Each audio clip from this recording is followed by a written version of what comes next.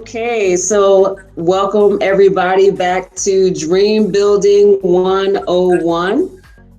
If you like what you see, please go ahead and like this video as well as click subscribe. I'm your host, Dr. Ebony Potts. I'm the author of Next Exit, Your Destiny, Taking the Road Towards the Life of Your Dreams. My book is all about finding your path, finding fulfillment, finding your passion, and dream building, right? So then once you find that, then what do you do? Okay. So as a part of my book release, I wanted to give people more concrete examples of people who are just like them, who are doing that, who have found their path, who are walking that path and trying to live out their dreams, working hard to live out their dreams as well. Okay. So my guest today, she is the owner of Khemistry Catering. Her cakes, catering, food, and artistry are mind-blowing. I'm so proud to say that she is another TCNJ alumni. Shout out to the College of New Jersey. Yes. Okay, so welcome, Chef Erinn. Thank you. The class is doing our thing. So tell the people who you are, what are the titles you hold, and what exactly do you do? Well, my name is Erinn Moore, and I am currently a chef. I work right now at Seabrook House, which is a drug and alcohol rehab in Seabrook, New Jersey. I'm the sous chef there, soon to be released and going full-fledged in the catering business. Woohoo! Yes, that's a big step. Friday is my Independence Day, so I cannot wait. It's been a long time coming. I had the vision of becoming an owner and operator of a catering business when I was in culinary school in 2014. I lost my job as the director of a day reporting program. They did not renew our contract, so the entire staff was let go. And after hearing myself tell the clients in our program who were offenders getting ready to transition back into life in the real world out of prison, what do you like to do? You have an opportunity to reinvent yourself or, find a job or a career in something that you like so it doesn't feel like work. I heard myself say that so many times to so many people. And one day the light finally went off and I said, you know what? You don't even do that. So when the opportunity presented itself for me to reinvent me, I went for it. I've always liked to cook, never really considered myself a cake artist or anything like that. But I always like cooking, so I said, well, why not? I'll try culinary school, see what that does. And lo and behold, I realized I had a gift that I didn't know truly existed. So from that point on, I knew a life in the restaurant business was just too much for me at that time. I already had 2 children, and I just knew that the demands of working in a restaurant will be way too much for me at that stage in life. So I said, I have to figure out something else that's more feasible for my lifestyle. And I figured catering would be it. So my, who was my husband, who at that time was my fiance, we just kind of talked about opening up a business called Khemistry. And we use the K because the K, the H, the E, and the M are our initials. The H is my maiden name, Hendricks. So we use those initials and we capitalize them to signify the difference between regular chemistry and our chemistry. So it's a business that we're in together. I obviously take the lead when it comes to the cooking and the baking and the cake decorating, but he's behind the scenes and I could not do what I do without his help. He does a lot of the running, a lot of the cleaning. He helps me set up with events. He does a lot of that grunt work. So he's just as important to the business as I am. But that's where we are. It's something that we talked about for years, and it's finally starting to take off. So it's a dream that's been a long time coming, and it's finally manifesting itself in a major way.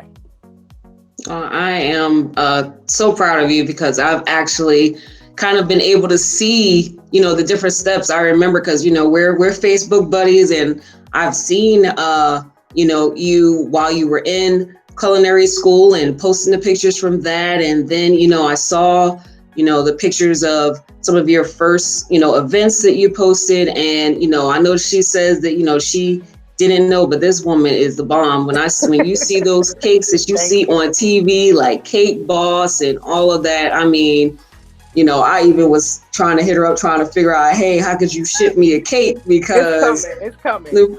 thank you. Because I mean, really, really, I mean, just really, really talented, and I'm just really happy that things are taking off for you and your business. And just the way you described it, I mean, you really kind of described one of the chapters in my book, which talks about finding your gift. And you literally just stated one of the parts of the book where it's like, okay, what can you do, for hours on end without it feeling like work? I talk about that in my book, and being able to do that is walking in your path, is living out your dream. Because, let's face it, no matter, as long as you're breathing, you're going to have to do something to generate income. Mhm. And if you can do it along your path, something that you're passionate about, something that you're gifted in, something that you like, that obviously brings fulfillment in itself. So that's awesome. Thanks. What was your career path originally? I know you talked about it just a little bit when we graduated from TCNJ. How did you end up here? I know you just, again, kind of talked about that a bit, but can you go into it just a little bit more for us? I can. I went to TCNJ with the vision of becoming a Spanish teacher. And I went through the Spanish secondary education major all the way up to my junior year or senior year. I can't remember if it was the end of the junior or the beginning of the senior, where I was just like, I cannot teach. I do not like children. I don't belong in a school. This is not for me. And I was like, no, I have to do it. This is what I want. And what do you know? Parents, they know something. So they saw before I did that was just not the right career path for me. So I wound up dropping the education part and becoming a straight Spanish major. And I had some bumps and some bruises along the way. Some life challenges that stalled some of my progress, but ultimately I ended up in a completely different field. I became a case manager in a community corrections program, and then I was promoted to a senior case manager, and then ultimately a program director. So I spent almost 10 years in community corrections, somewhere I never would have seen myself at all. And it really just came from a personal experience where my brother was incarcerated, and not really knowing what that whole path was like for those who are incarcerated. I love my brother dearly, and people make choices, they make mistakes, and sometimes you just become interested in something because it affects you directly. So wanting to understand what it was he'd be going through, the people that would be interacting with him, the people that would impact him for the time he was away, I wanted to make sure that I could do that for somebody else's loved one. So what I was looking for him to have, I wanted to give to someone else. And I just found myself a case manager job in there. And like I said, I spent almost 10 years in that field. I liked what I did, don't get me wrong, but the job became comfortable. It was very flexible. I could have done that job with my eyes closed. And it was just a trap, so to speak. So losing that job was actually the best thing that could have happened to me, because it pushed me out of my comfort zone and forced me to find what my purpose and my destiny really was. Had I not lost that job, I probably still would have been sitting there comfortable, making nice money, but I wouldn't have been fulfilled. So God knows what he's doing when, he allows things to happen that we might consider to be bad things. They're actually for your good. Most, if not all the time. Well, I wouldn't even say most, all the time. They're always for your good. You might not understand it in the moment, but as time goes on and you work through those trials, you realize God knows what he's doing. So he pushed me out of that job. and gave me all the experiences that I had in there. Just like I said, hearing myself tell other people, what do you like to do? Build a career in that. He gave me all of those experiences and allowed me to meet all those different people and say all of the things that I said and hear all the things that they said to me in order to bring me to that point where I was like, this is what I like to do. This is what I want to pursue a career in. So I say all that to say, you don't always know what the right career path is for you. You have your own plan for what you see yourself doing or what career you want to choose. But ultimately, God will definitely show you what it is you really need to be doing. That's great. That's awesome. I mean, like I said, that in itself is a gift to feel like, you're on your path. You're doing something that's fulfilling. And to see something through, to have a vision for something and to take the steps to get to that vision and then actually live in it is great. I'm sure there's nothing like it. Yeah. So how did fear, because I know that, when you lost your job, especially being a parent, having kids, when you lost your job, which is one of the chapters in my book, how did fear rear its ugly head for you as you embarked on this path, and how did you overcome it? Well, fear is an understatement. I was terrified because you go from a paycheck every 2 weeks, knowing what the amount was going to be, because I was a salary worker. I knew what my check was going to be, whether I worked 40 hours or not. I had bills to pay. I had mouths to feed. I had a roof to make sure everybody was under. I just had all of the adult responsibilities. And then for that to be snatched from you, it was just devastating, because now in my mind I'm saying, what's going to happen? How am I going to do this? How am I going to do that? But when you trust God, and it's not easy. I don't say when you trust God like, oh, I trusted him the entire time. It was nothing. It was a process. It was a process to get to that point where I finally said, you know what, I'm going to trust this process and I'm just going to move forward. You had sleepless nights, crying nights, nights full of just worry and doubt and just not knowing what was to come. I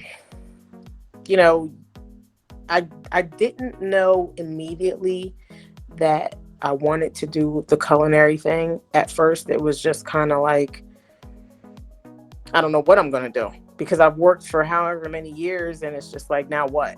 But after a lot of praying, thinking, and reflecting, that idea came to me. So I don't want to make it sound as though I just walked out of that door like, boom, I know what I'm going to do. It didn't happen like that. That in itself was a process. So when you talk in terms of fear, it's just the uncertainty. I'm responsible not only for myself, but for 2 other people. What am I going to do? And even after I went to school, accomplished everything I accomplished, like I graduated second in my class, when I got there and I got into it, I was ready. But even after I finished, I still didn't have a job to walk into, because a lot of the schools at that point, they were connected to the casinos in Atlantic City. So you probably could have nailed a job if you were willing to work in the casino or you were willing to work in a restaurant. And neither of those options were something that I was looking to do. It was just too demanding. So at that point, I'm just like, here comes the fear again. What am I going to do? You have to reflect back on the times where you were afraid before and you made it. That's great.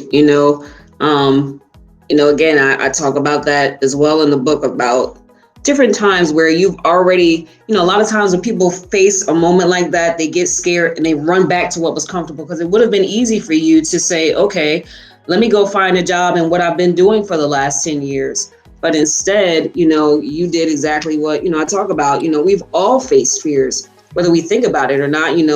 and I give the example in my book, when you looked around and saw other people walking, you said, I want to know how to do that.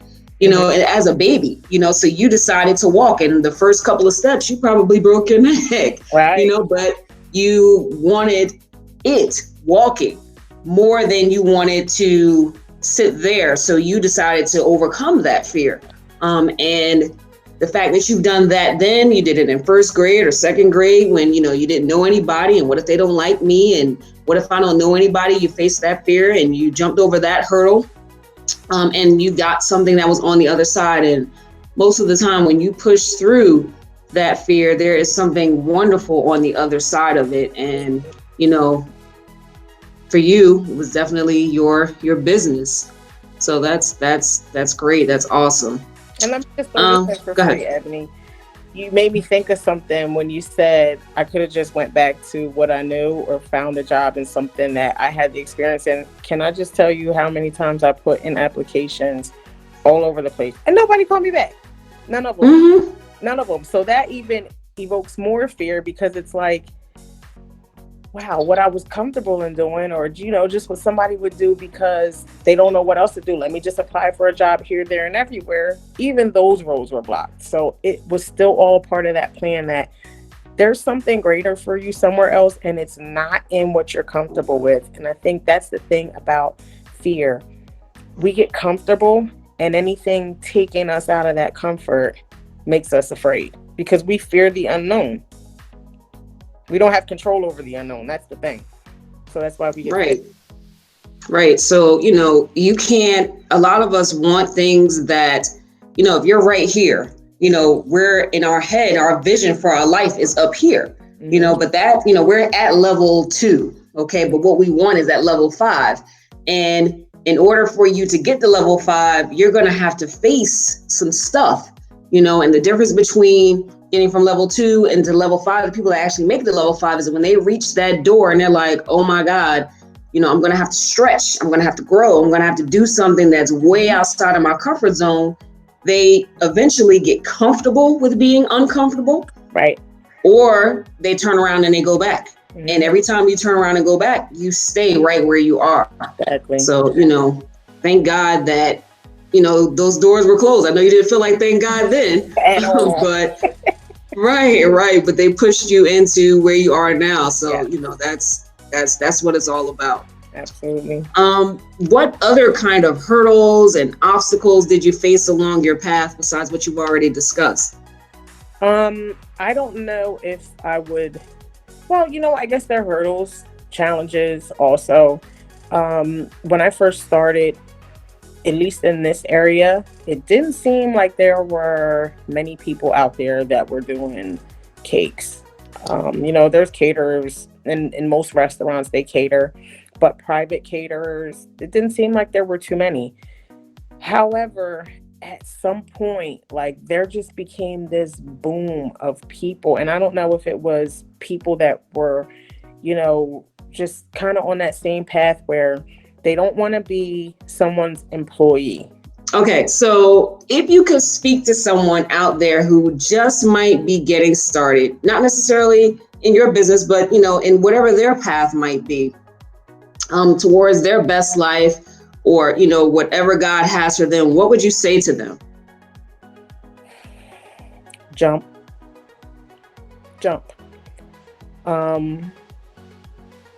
That's powerful. That in itself, like Nike say, just do it. Just do it for real. I mean, I definitely would suggest that whatever it is that an individual is dreaming about, considering, wanting to take flight in, practice your craft, get better at it, always learn, and just pray. Because when I say jump, I don't mean just quit your job and do it, because timing is everything. And I can't tell you how many different times I heard people say, you're so good, you just need to quit your job, do this, do that. And while I heard that, I didn't feel it. It wasn't the right time. But when it is, you will know. So jump into whatever it is you're interested in, throw yourself into it, get better, just throw yourself into that thing. And then when the time is right, like I said, continue to pray about it, because you will know when the time is right for you to make that real jump or make that real leap. You will know when it is. And when it is, just do it. Like you said, just do it. You can't think about it. And that's one thing about me. I am an overthinker, an overanalyzer. I'm my own worst critic. I see things, and while they might look great and perfect and pretty to somebody else, I'm like, nope, I see that flaw right there. Nope, that's not right. Don't get so caught up in your own head that you stop yourself or you're paralyzed in the fear. You have to sometimes just do it. Like you said, just do it.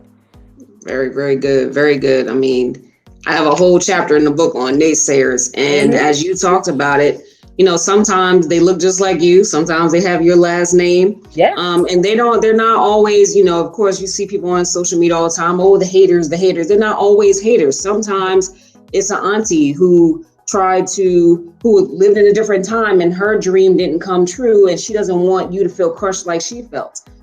Sometimes, it's a friend who, really is in their mind trying to help you, but like you said, you have to, as I say in my book, take your vision and your dream and show it the light. Don't face it towards the darkness. Don't face it towards the naysayers and the people who are going to talk you out of what you feel. Because like you said, there's a tugging on you and in you when you know that I got to make a change. I got to do something else. Those doors start closing and you don't know why. Mm-hmm. This is what I've been doing, but the doors are closing. And why are the doors closing? And if they're closing, what am I supposed to do? You start to feel that pressure. Mm-hmm. And as you said, that's the time when you do need to pray and, okay, show me the way. What is it that I'm supposed to do? And then be open to it and try not to get paralyzed in that fear of the unknown. And then also, once you're shown what to do, don't then get talked out of it by other people, and then don't talk yourself out of it as well, like you said. And So, you made a good point, Ebony, when you said naysayers don't necessarily have bad intentions. They just don't see what you see. The right. vision was given to you, not them. So Exactly. them saying to you, I don't think that's a good idea. What if you don't? What if you can't? They may very well be 100% valid in everything that they're saying, but we're not looking at the same picture. You're looking at something different. And let's be real, we've been programmed to think. And it's a generational thing. Like, my parents are baby boomers. In their mind, the goal was to go to college, get a great paying job, Get a good develop job. a career, Right. and work for your entire life and retire and receive, your pension. Get that watch. Get that gold watch after 30 years. Right. It's a different world. Right. That's what they were taught. And as a parent, you're going to teach your kids what you were taught. So it's not to say that what they're saying is wrong, but that's what it was for them. So as new generations come and the world around us changes, we become dissatisfied with what our parents had or what our grandparents had. That was great for them, but that ain't working for me. So they don't necessarily understand you. And that's sometimes, because I don't want to say all parents are that way, because you're going to have parents that are entirely supportive of what you do and that will push you and be your biggest cheerleaders. But just to say that sometimes your naysayers, they don't mean any harm. They really think they're helping you, but you just kind of have to learn how to separate that and say, listen, I get where they're coming from and I know what they're saying is in love. However, we ain't looking at the same picture. Right. And then get around people, like you said, right, who are pushing themselves and that are going to help feed you and water you and push you towards your dream instead of those that are going to talk you out of it. Absolutely. So, anything else you want to add or any questions for me? Well, I would like to add that if any of the viewers are out there on social media, please follow Khemistry Catering, Khemistry Catering, KHEM History, on Facebook at the same name, Instagram at the same name. We are definitely out there and we are interested in whatever our customers are out there looking for us to do, especially in terms of custom cakes. Follow us, share us, like us, book us. That's basically what I have to say about that. And I appreciate everybody who has contributed to my dream in any way, shape, or form. I appreciate you guys all the same. And in terms of questions for you, I want to know, how did you get to this point to where you were interested in writing a book? Like, what life things happened for you to push you and pivot you into the direction you're in right now? Well, some of the same things that happened to you. I've been in education for almost 20 years. The path that you didn't go down, I went down. So I went in education, became a teacher, became an assistant principal, even went into principalship. And, you know, way before I even became a principal, there was a tugging at me that like, hey, turn around. And I was like, oh, well, the turnaround means that I'm just dissatisfied in the classroom. I need to become an assistant principal. So I went harder, in that same direction because, I got all these degrees and letters behind my name. So I have to keep going that way. And like you said, the naysayers, I didn't have people necessarily who I think were trying to talk me into a corner in a negative way, but they were like, hey, well, you have this degree and you should do this and you should do that. And, I'm a A-type personality. So I'm an all or nothing person. So I just put everything I had into one direction. And the more I put in that direction, the less or the more dissatisfied I became. And I just knew it wasn't my path. And the whole time I was going through some tumultuous things in my life, as we all do as adults, I kept hearing, write. I mean, I was told to write a book, as I told Pastor Jamal, who we went to TTNJ with. Right. Definitely some twists and turns, but we not gonna put them out there. We gonna do that to him. Again, I was told to write, almost 2 decades ago, and again, I don't have time, this and that, and eventually I just put pen to paper, and it just flowed, and in addition to me writing, I also got surrounded by people who were pushing me and giving me ideas and helping me to kind of get outside of my box. And here we are. Because if someone would have told me that I would be talking to anybody on YouTube a year ago, I would have laughed in their face. Okay. Right. So again, it's about just following and just listening to that tugging, telling you what to do and how to do it. And my motivation has always been to help people. I've been in education, always wanting to push people, always want to help people see around obstacles. And kind of that's how, the idea for my book came about, as well as this YouTube series that has followed as well. So that's how we've ended up here today. Nice. So we will definitely put the information about Khemistry Catering in the comments for our video. Thank you so much for volunteering to be a guest today and help me encourage folks to seek their path to fulfillment. Everyone deserves to spend time working within their passion. That's right. And I want that for everyone watching. If you like what you saw today, don't forget to like the video and hit subscribe. And don't forget to pick up your copy of Next Exit Your Destiny, Taking the Road Towards the Life of Your Dreams by myself, Dr. Ebony Potts. It's available on Apple Books and Amazon. And for everyone out there, thank you again and have a wonderful and blessed day, everyone. Bye-bye. Thanks for inviting me, Ebony. I appreciate it. Oh, thank you so much.